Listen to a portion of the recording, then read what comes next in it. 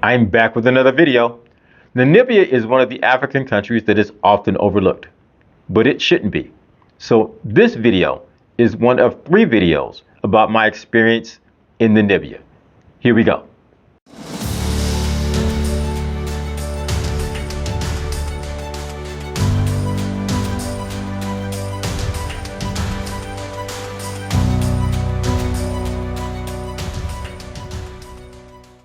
This trip begins with me boarding a 4.5-hour flight in Kigali, Rwanda to Johannesburg, South Africa.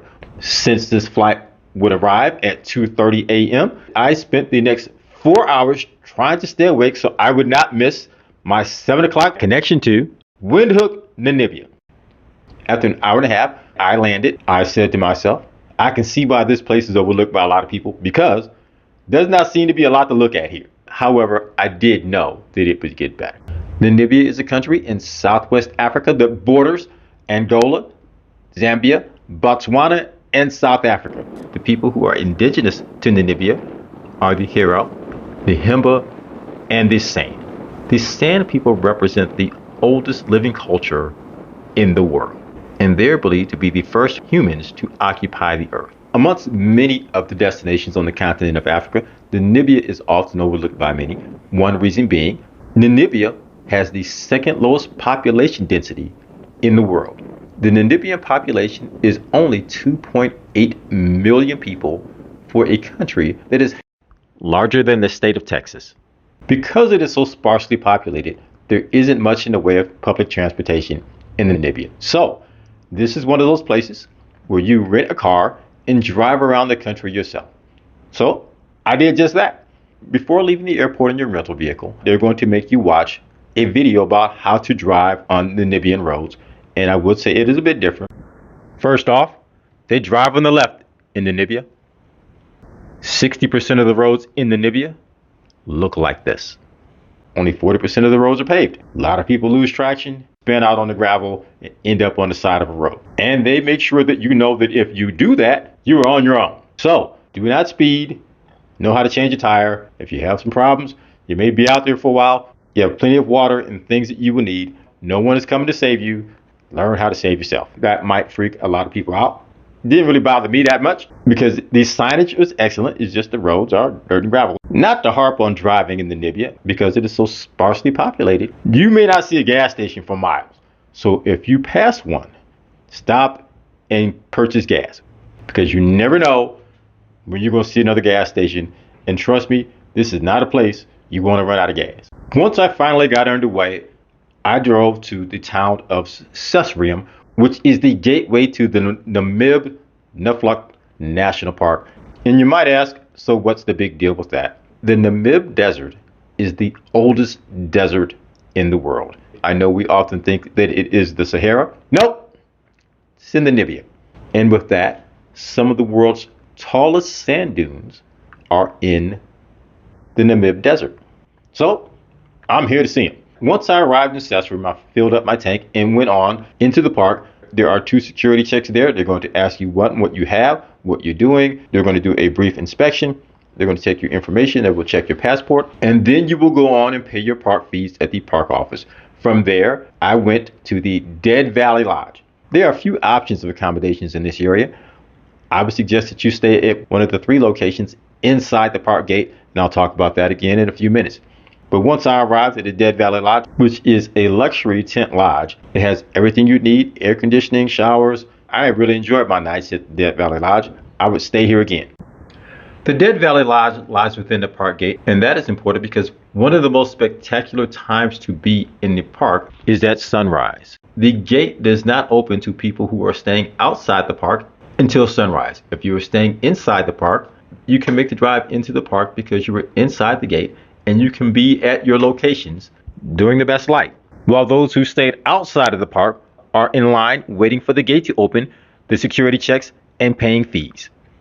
I arrived in the park early in the afternoon. After paying my park fees, which amount to about $10 for a 24-hour period, I decided to venture into the park and see all the dunes that I had seen and read so much about.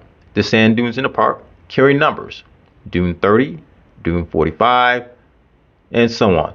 And what that number represents is the number of kilometers they are away from the town of Caesarea. And as I am driving around, out of nowhere appears an ostrich. I've come to realize that there are several wildlife species that are well adapted to desert life, and not only do they live here, they thrive here. Well, the first thing I ask myself is, how did all of this sand get all the way out here? The sand was blown here by winds from the Atlantic Ocean. As it crossed the mountains, it started to deposit and has done so for the last 55 million years. So this accumulation over millions of years created massive sand dunes. After making a few stops along the way, I come to Dune 45. Dune 45 is one of the tallest sand dunes in the world. It stands at about 558 feet. So I am going to climb Dune 45. I don't know about you, but have you ever looked at a hike and said, oh yeah, that's not a big deal, but then about halfway through it, you felt like you were climbing Mount Everest? Yeah, that's how I felt right here. But I gotta tell you, I enjoyed every second. Maybe not all of it.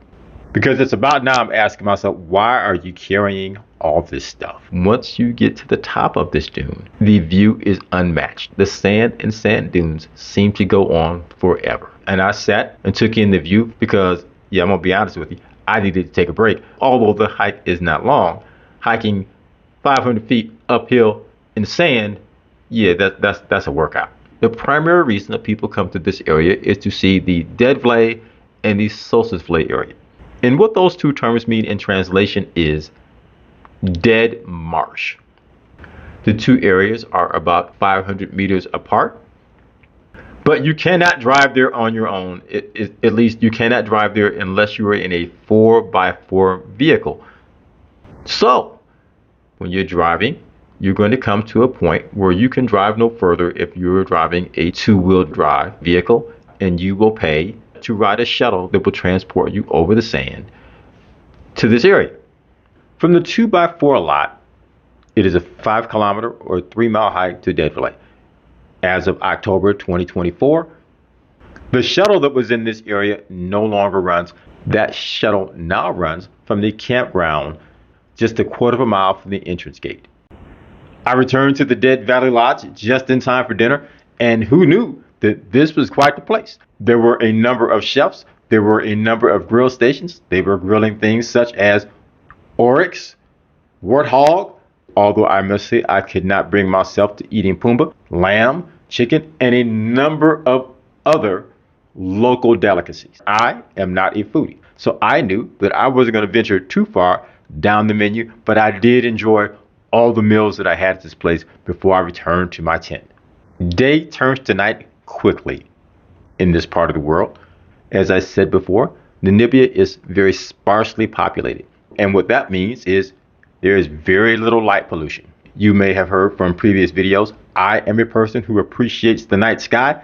So I knew before I came here that Namibia is one of the premier places on the planet to observe the night sky. When I checked into the Deadvlei Lodge, I did inquire about places to go photograph the night sky because the park is closed at night. There's an inner gate that they close and you can't enter the park. They also told me, don't go wandering around at night. There's some stuff out here that you don't want running up on you. And although that is true, I also said to myself, look, dude, I have flown halfway around the world to see these stars out here. I'm going out here to look at this sky tonight. Clouds and all, doesn't matter, I'm going. I was able to go not far from the lodge, not very far at all. I stayed out for about an hour looking at the stars as I have not seen them before.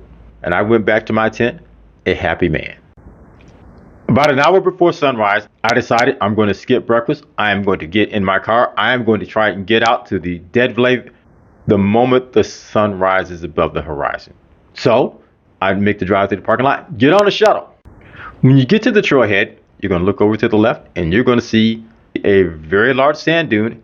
It is appropriately called Big Daddy. The Big Daddy sand dune stands almost 1,100 feet above the surface. It is one of the routes that you can take to get into the Deadvlei Valley. Nope, I'm going to take the flat route. The primary trail to Deadvlei is 1 kilometer, maybe half a mile long. It is well marked, not a bad hike at all. So I start down the trailhead, and on approach of Deadvlei, I realize my plan has worked because I am one of the first people there. And I have to tell you, at first sight, none of the images that I have seen of this place do it justice. If you look at Deadvlei from the air, you'll see there's a white patch here because it is a salt pan. There's salt here because there used to be water here. About 900 years ago, the climate started to change. The dunes cut off the flow of water to this area, and now we see it as it is. Many of the trees here are 1,000 years old. The climate is so dry here that they cannot decompose. They simply stand here as a testament to time. Walking around Deadvlei, you can tell that there has not been water here for a long time. I spent hours walking around, marveling at the trees, watching the shifting sand. And by this time, there were a number of other people doing the same thing I was doing. It is hard to imagine a place that appears so barren can be so beautiful. I felt like I had walked through every inch of the Deadvlei Valley, and even with that, I felt like I hadn't seen enough. I didn't want to leave. As the sun got higher, more and more people started coming, and then I said, it's time to go. I saw people who had hiked to the top of Big Daddy who are now hiking and sliding their way down the sand dune. For a moment, I thought, well, maybe I should hike Big Daddy on the way out. Then I thought to myself, didn't you just do this yesterday? No. I spent the entire day out in this area because I wanted to stay out as late as I could so I could see the dunes change colors as the sun set. It did not disappoint. It was mesmerizing just to see the way the sand changed colors as the sun moved across the sky just before it set. Thank you for watching. Please take a moment to click that like and subscribe button.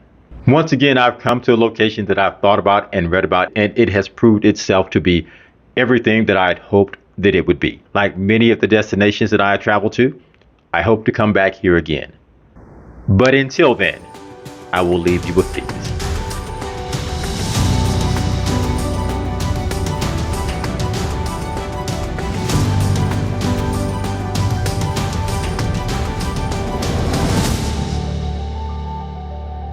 Thank you for watching.